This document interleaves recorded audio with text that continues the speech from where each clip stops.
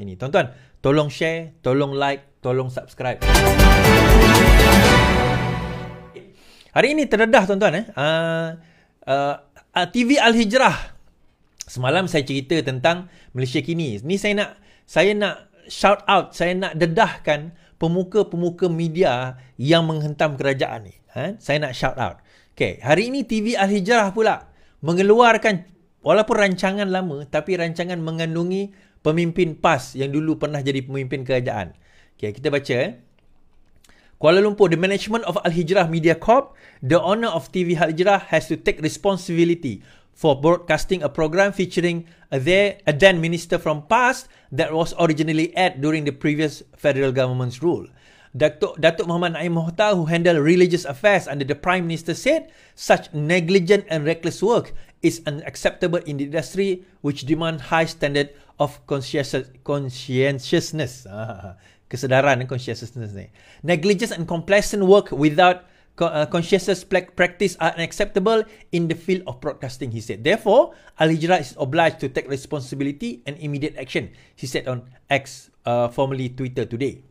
Naim stated that in commenting on the rerun of the program that was allegedly broadcast while the country was still under the administration of PN, reporters getaran the Vibe Bahasa Malaysia sister portal. The show was noticed by one Fakur Razi Rashid, who has uploaded a screenshot of the program on X yesterday. It shows PAS leader Dato' Idris Ahmad appearing to field question when he was the religious affairs minister. Switch on the TV Al-Hijrah channel tonight. There was a great repeat of a program from the time PN became the federal government before GE 15, Fakur Razi said. Do the Malays believe that PAS is still the current government or holds the post of religious affairs minister? Dia kata lebih kurang macam ni, terbuka TV Al-Hijrah malam tadi.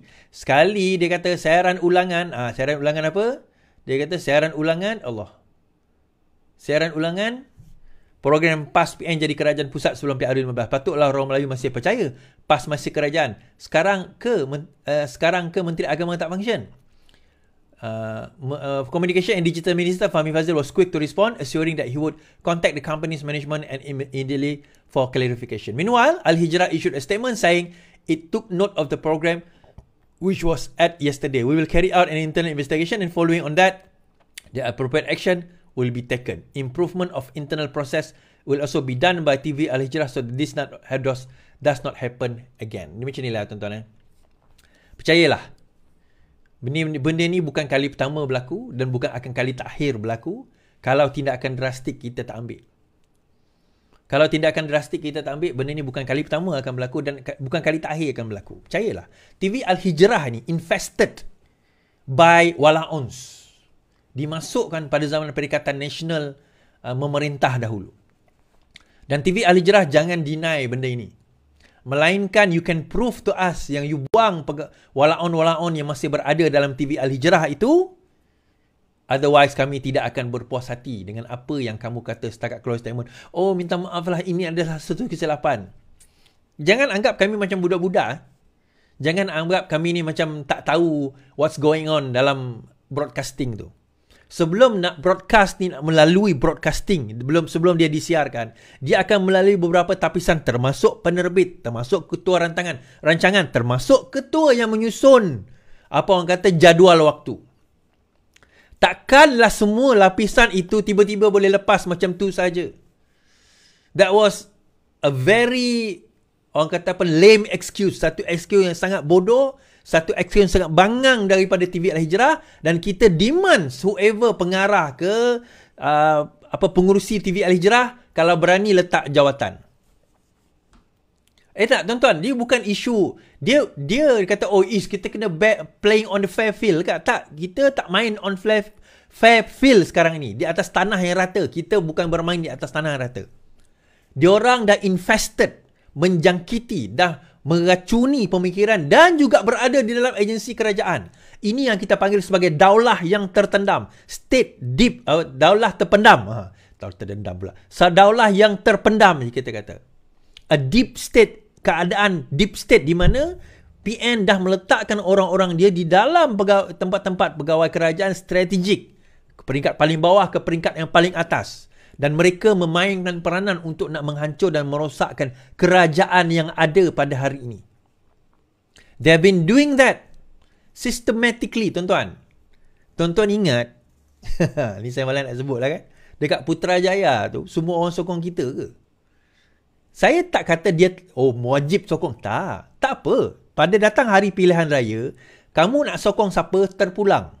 Nak sokong PAS ke, Bersatu ke, Gerakan ke, DAP ke, PKR. Hari pilihan raya datang, kamu undilah di atas kertas undi kamu.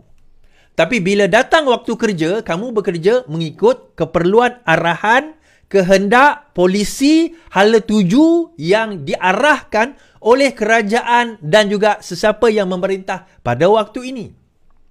Kamu tak setuju dengan apa yang polisi dibawa oleh kerajaan, itu letak jawatan lah.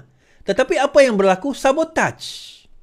Itu yang berlaku. Dia sabotage. So kita kata, Is, kamu kena adil. Masalahnya dia adil ke? Masa dia sabotage tu, dia adil ke dengan kita? Masa dia sabotage kerajaan ini, dia adil tak dengan kerajaan ini? Dia makan duit kerajaan ini, dia berpandukan kepada apa yang kerajaan ini bawa, polisi dan sebagainya, tetapi dia sabotage. Tak, saya tak kisah kamu nak sokong parti mana. Tetapi jangan translatekan sokongan kamu itu kepada sabotaj terhadap kerajaan. Kalau kamu rasa kamu tak puas hati dengan kerajaan ini, mudah letak jawatan. Jangan sabotaj. Tapi saya tak puas hati, Is. Tapi saya buat kerja saya yang baik. Tak apalah, buatlah. Itu tak ada masalah. Kamu tak puas hati dengan kerajaan dia sekarang ni, tak puas hati tak ada masalah. Kamu buat kerja kamu, setakat apa yang kamu buat, teruskan. Datang hari mengundi nanti, kamu undilah orang yang kamu rasa kamu puas hati. Itu tak ada masalah. Problem adalah apabila mereka menggunakan kesempatan ini untuk nak sabotaj kerajaan yang ada. Kerana mereka berada di kedudukan yang boleh sabotaj kerajaan yang ada. Sebab tu saya kata, kalau benar Ikhlas TV Al-Hijrah ni, bukan setakat dia kena, dia kena bertanggungjawab, erti kata menjawab. Dia kena letak jawatan. Dia berani tak berani? Dia berani tak berani, tuan-tuan? Bila kerajaan bercakap soal tentang Islam, tentang orang Melayu kita, membangkitkan lagi pengajaran tentang mengembalikan kaedah pemikiran yang sebenar kepada orang Islam. Siapakah di antara mereka yang pertama menentang, tuan-tuan? Parti Gerakan. Parti Gerakan antara yang awal menentang. Bila nak dibawakan hadis 40 diajarkan di sekolah-sekolah. Hadis 40 nak diajarkan sekolah-sekolah. Parti Gerakan antara yang awal menentang. Parti Gerakan antara yang awal menentang. Hari ini MCA kata dia dah berpuas hati. Kan? MCA kata. Kita dengar apa kata MCA.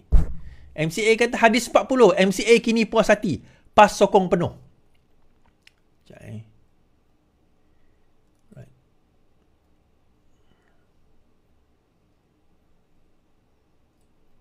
Alright. MCA menyatakan mereka kini berpuas hati dengan rancangan Kementerian Pelajaran Malaysia mengajarkan modul penghayatan hadis 40 Imam Nawawi setelah mendapat penjelasan Perdana Menteri. Presiden MCA Wee Ka Siong berkata, penjelasan mengenai kaedah pelaksanaan modul berkenaan sepatutnya dibuat lebih awal supaya ia tidak terdedah kepada salah tafsir, khususnya dalam kalangan bukan Islam. Menurut Wee, pertikaian timbul susulan perkataan rintis seperti dilaporkan beberapa media dan membawa gambaran yang akan diperluaskan kepada institusi dan selain daripada sekolah agama. Ujarnya penjelasan perlu dibuat daripada awal memandangkan perkataan rintis dan diperluaskan yang digunakan. Membuat ramai masyarakat bukan Islam tidak faham kerana penjelasannya dilihat tergantung di situ. Apa yang menjadi reaksi iaitu tentangan masyarakat ialah sebelumnya perkataan digunakan projek rintis yang kemudian diperluaskan kepada semua sekolah menengah. Maka sudah tentu ia akan terdedah kepada penterjemahan pentafsiran berlainan, katanya. Wee juga bekas Menteri Bangunan turut menganggap laporan media massa menggunakan kedua-dua perkataan tersebut sebagai puncak MCA mengambil sikap menolak sebelum ini. Wee berkata, MCA berpuas hati dengan penerangan Anwar di Johor semalam bahawa kerajaan tidak akan memaksa golongan bukan Islam menghafal atau mendalami modul berkenaan. Penjelasan Perdana Menteri dan kenyataan berhubung dikeluarkan KPM hanya petang semalam. Tetapi sedangkan perkara itu sudah timbul sejak beberapa hari. Sepatutnya. Terlalu Biro Perhubungan Etnik dan Hal Ehwal Agama MCA menggesa kerajaan menangguhkan terlebih dahulu pelaksanaan modul penghayatan agar ia boleh dibincang semula di peringkat kabinet. Katanya sebelum inilah. Tapi sekarang apa hati. Tuan-tuan, ni untuk yang non-Muslim lah. Even lah kalau nak diperkenalkan kepada you all, nanti you all tak faham. Nanti you all tak faham, tak guna juga. Dan modul ini adalah sebenarnya untuk nak mengembalikan lagi kefahaman orang Islam yang kepada ajaran Islam yang sebenar. Ini sebenarnya kaedah hadis 40 ni. Hadis 40 ni dia banyak pengajaran di dalam dia. Ada 42 hadis di dalam dia dan banyak pengajaran daripada basic ibadah, kepada iman, kepada amal, kepada akhlak, kepada mempercayai hari kiamat dan sebagainya. So benda itu dia ambil sikit-sikit hadis berkenaan dengan pelbagai topik. Tujuan Imam Nawawi dahulu adalah untuk kita nak sekurang-kurangnya, kalau kita tak boleh belajar semua beribu hadis, kita tahu yang basic ini, insya-Allah cukuplah untuk kita nak mengetahui asas kepada ajaran Islam yang sebenar, bukan ajaran Islam yang terpesong, yang songsang, yang sesat lagi menyesatkan. Kalau undi parti lain jadi kafir, bukan yang itu. Kan? Politik sekolah, agama sekolah jadi kafir, bukan itu. Bukan itu ajaran Islam yang sebenar. Kalau